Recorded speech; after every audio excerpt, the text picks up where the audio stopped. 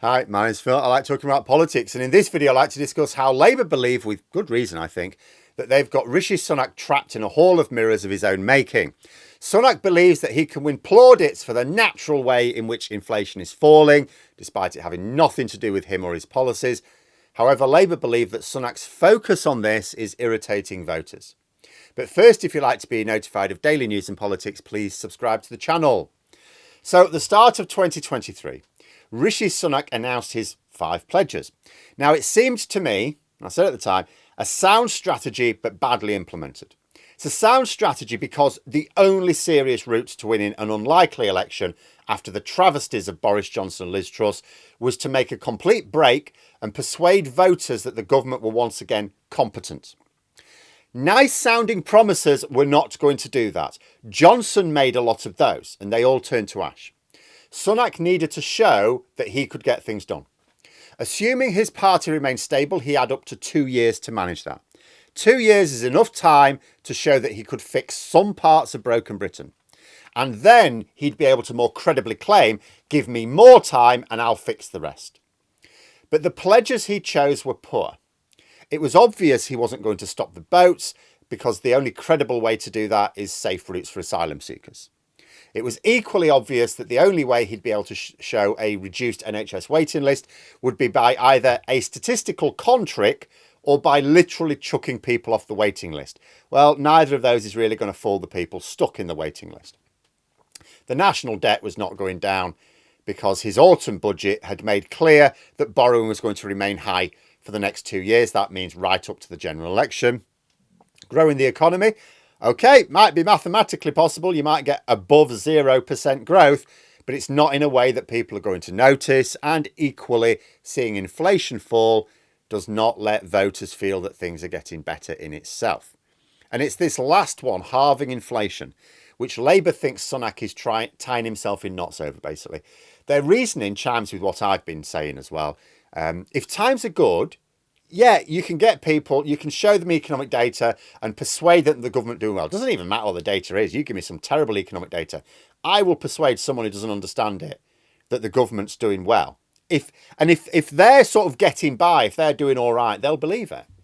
But if people are struggling, if they're having to cut back, they know their standard of living is going down. It's too obvious. Like, if the amount they have aside their disposable income comes down a little bit each month, they might not notice that because not many people are keeping tabs on their finances. But when they have to cut back on the essentials or go for cheaper options or whatever, they know that. They recognise that their standard of living is going down. No amount of data is going to persuade them that they're just bad at budgeting all of a sudden when they can't afford things now that they could last year, doing the same job, working just as hard. And this is what Sunak and his advisors seem incapable of grasping. Probably doesn't help that not one of them has ever had to worry about the cost of living in their life. The situation is now that the middle class voters who have allowed the Tories into power for the past 13 years are now suffering from the cost of living themselves. This is not just the poorest. What Labour are reported to have found is that key swing voters are irritated by Sunak's upbeat appraisal of inflation figures when they are keenly aware that their own financial situation is getting worse. In fact, Labour think that they've got 2 related lines of attack. The first is attacking Sunak for saying everything's going well when the cost of food keeps increasing, mortgages are going up, the cost of energy is remaining high, if not getting worse.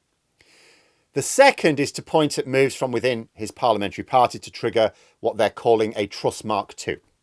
I've talked about this a few times recently as well. There is noticeable agitation from a significant number of Tory MPs to force tax cuts before the election. There's a lot of MPs feel that this would make the difference between winning and losing their seats. Like ordinarily, they might be a bit calmer, but you've got to bear in mind, there's probably 3/4 of current Tory MPs, 3/4 of them are going to face a battle for their seat. I don't think they'll lose 3/4 of those seats, but about 3/4 of them are going to face a fight. And they may well lose up to 2/3. So they're now panicking about these tax cuts. They really think that'll unlock it. They are, of course, utterly deluded. But perception is everything in politics. They believe it, and so that makes it true. Labour aim to point out that Sunak, who has proven himself time and again to be too weak to stand up to the swivel-eyed loons in his party, is vulnerable to triggering these unfunded tax cuts and blowing another hole in the economy, because there's no way to fund these tax cuts, by the way. Labour are making the point that when the calls have gone out for tax cuts, Sunak has failed to stand up and say that they're not feasible until the economy improves. He's hiding away. Jeremy Hunt said, no. Rishi Sunak's like, what was that, Rishi? Oh, you got nothing to say? Oh, that's interesting. You're the Prime Minister. Assuming Labour are getting their research right here, and as I say, it does tally with how I've been reading the situation, it's hard to see how Sunak's going to respond. Because the situation for Sunak strategically is he selected these 5 pledges, not because they were what voters wanted. He didn't carry out any consultation. It was because he thought they'd naturally occur. They'd just naturally happen and he could claim credit.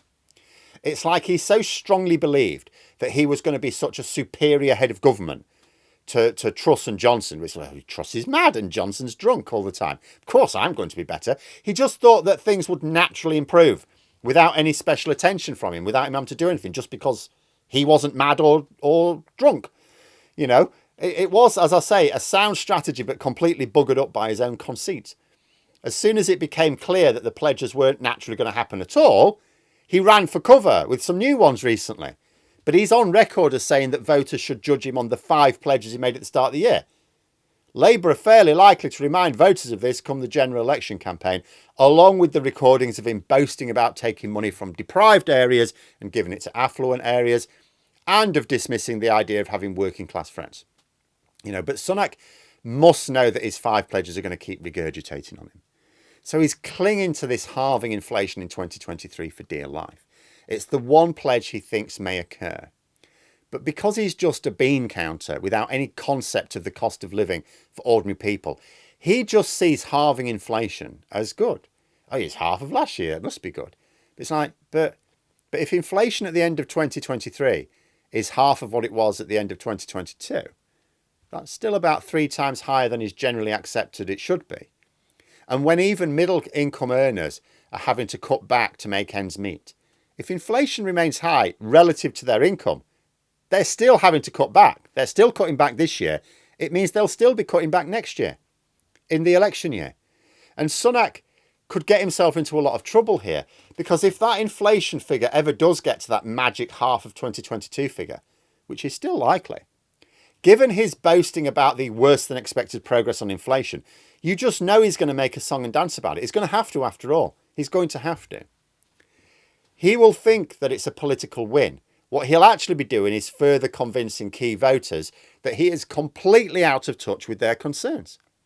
And if his special advisor team are weeding out those pointing out the problems with the Tories' political trajectory, then it becomes less and less likely that there's going to be anyone left to point this out to him. This is the price for seeking to become Prime Minister without bothering to learn how to do politics first. He's putting himself in the position whereby achieving what he thinks is a win actually damages his campaign even more. But there we are. Those are my thoughts. Let me know yours in the comments below. I hope you found the video interesting. If you did, please click the like button if you'd like to support the channel further, the join button for memberships, and until next time, I'll see you later.